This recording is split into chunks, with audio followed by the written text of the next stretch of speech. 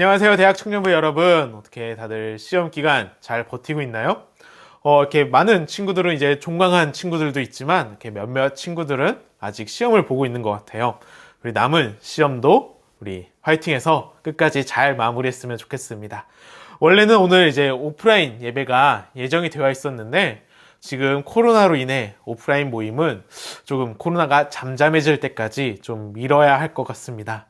우리 저번 모임 때 이렇게 많은 친구들이 예배를 다시 드리고 싶다고 해서 정말 저희 2년 만에 오랜만에 모여 이렇게 예배를 드렸는데 한 번 드리고 다시 모이지 못하게 돼서 너무 아쉬운 것 같아요. 다시 모이는 그날까지 예배를 사모하는 그 마음 잊지 말고 다시 만나는 그날까지 조금만 더 기도하며 기다렸으면 좋겠습니다. 오늘은 사도신경의 세 번째 시간으로서 전능하신 하나님 아버지에 대해서 나눠보려고 합니다. 우리 친구들은 자신을 소개할 때 어떻게 소개하나요? 많은 사람들의 경우 이렇게 어느 대학교를 다니고 있는, 어느 회사를 다니고 있는 누구입니다 라고 소개를 많이 하죠. 저 같은 경우는 이제 주변에 사역하시는 분들이 조금 있다 보니까 이전에는 다음 교회를 섬기고 있는 정민성 전도사입니다 라고 이야기를 많이 했었는데, 요즘은 저를 소개할 때 유나 남편, 이혜리 아빠라고 저를 이야기를 합니다. 우리 친구들은 자신을 소개할 때 어떻게 소개를 하나요?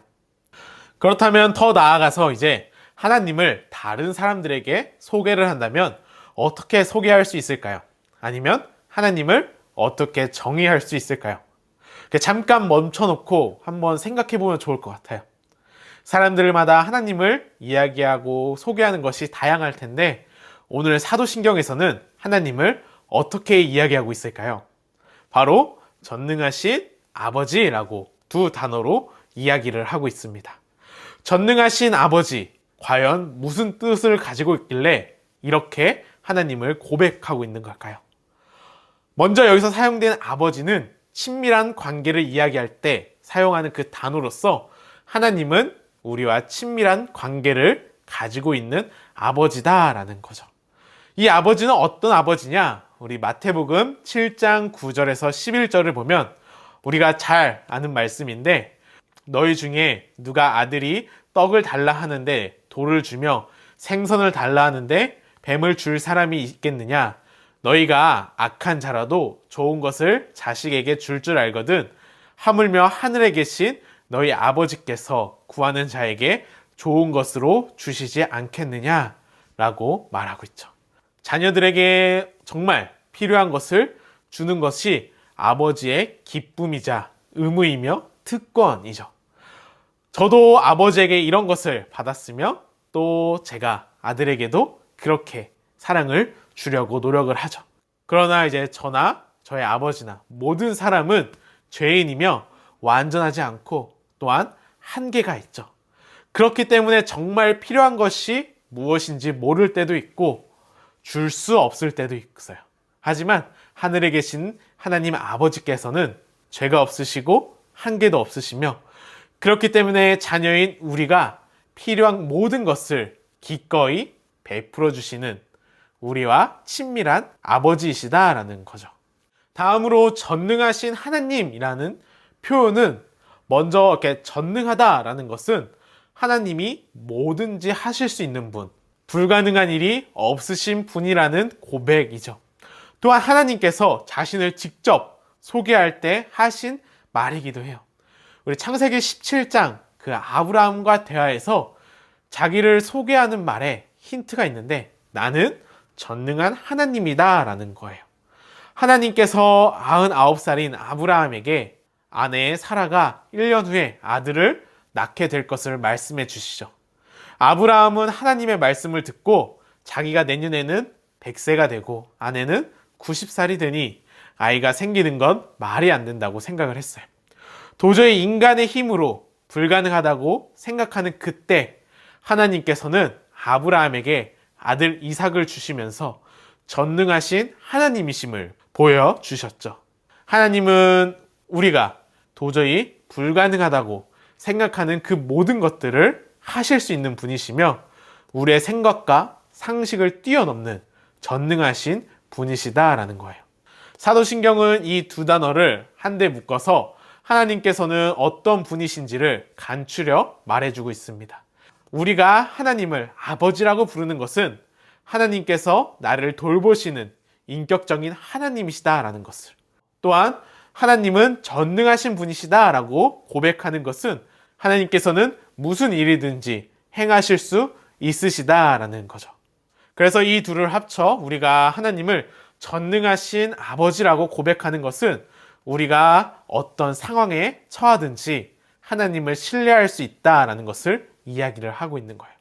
왜냐하면 이를 로마서 8장 31절에서 32절은 이렇게 말씀하고 있는데 세번역 성경인데 우리 같이 한번 읽어봤으면 좋겠습니다. 네, 그렇다면 이런 일을 두고 우리가 무엇이라고 말할 수 있겠습니까? 하나님이 우리 편이시면 누가 우리를 대적하겠습니까? 자기 아들을 아끼지 않으시고 우리 모두를 위하여 내주신 분이 어찌 그 아들과 함께 모든 것을 우리에게 선물로 거저주지 않으시겠습니까? 아멘. 우리에게 필요한 모든 그것이 무엇이든지 우리 아버지께서는 우리에게 베풀어 주신다라는 거죠. 왜냐하면 하나님께서 전능하신 아버지이시기 때문이죠. 우리는 그 전능하신 아버지를 알게 될 때에 가장 힘든 삶의 순간들을 이겨낼 힘과 용기를 얻게 될 것입니다. 옛날에 어떤 분이 이렇게 고백을 한 적이 있습니다. 이 글을 쓰는 지금 나는 간암 4기로 고통을 받고 있습니다. 3주 전에 발견을 했고 지금은 수술조차도 할 수 없다고 합니다. 인생의 최고의 시기를 누리고 있는 45살인 나에게 이 병이 찾아왔습니다. 우리에게는 5명의 자녀와 3명의 손주들이 있고 지금까지는 모든 것이 그야말로 완벽했습니다. 이 시련이 최악이기 때문에 최고의 기적이 있을 거라고 믿습니다.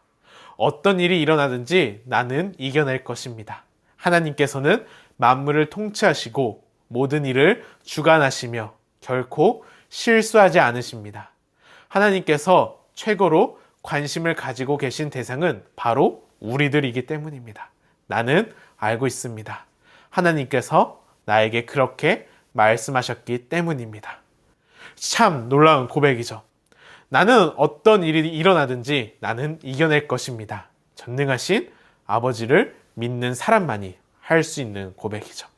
만약 내가 진정으로 전능하신 하나님 아버지를 믿고 있다면 나는 무엇을 할 것이다. 우리 친구들은 이 빈칸을 어떻게 채울 것인가요? 나는 그분을 더 많이 신뢰하고 불평을 덜 할 것이다. 나는 더 빨리 용서하고 화를 내는 것을 참을 것이다. 나는 하나님의 사랑을 나누는 일에 열심을 낼 것이다. 나는 불평불만을 하지 않고 더 많이 기도할 거다. 뿐만 아니라 여러 가지가 있을 텐데, 왜냐하면 전능하신 그 하나님께서 내 아버지가 되시기 때문입니다. 우리 친구들은 이 빈칸을 어떻게 채울 것인가요? 한 주간 살아갈 때에 한번 고민을 해보고 이 적은 답에 따라서 한 주간 우리의 전능하신 그 아버지이신 하나님을 신뢰하며 살아갔으면 좋겠습니다.